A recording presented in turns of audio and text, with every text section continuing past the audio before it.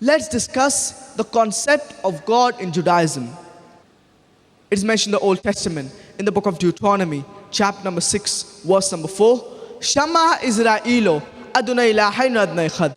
Hear, O Israel, the Lord our God is one Lord. It is mentioned in the book of Isaiah, chapter number 43, verse number 11. I am the God, and there is no Savior besides me. It is mentioned in the book of Isaiah, chapter number 45, verse number 5. I am the God, and there is no God besides me.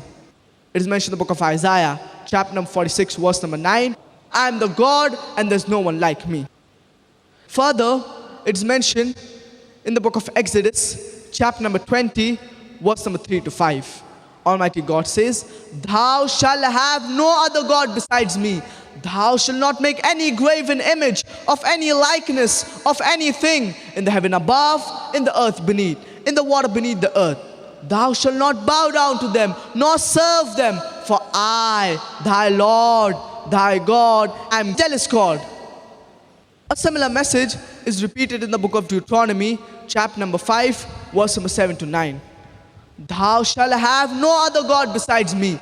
Thou shalt not make any graven image of any likeness of anything in the heaven above, in the earth beneath, in the water beneath the earth. Thou shalt not bow down to them, nor serve them, for I, thy Lord, thy God, is jealous God. So if you read the Jewish scriptures, you shall understand the concept of God in Judaism, that you have to worship only one God.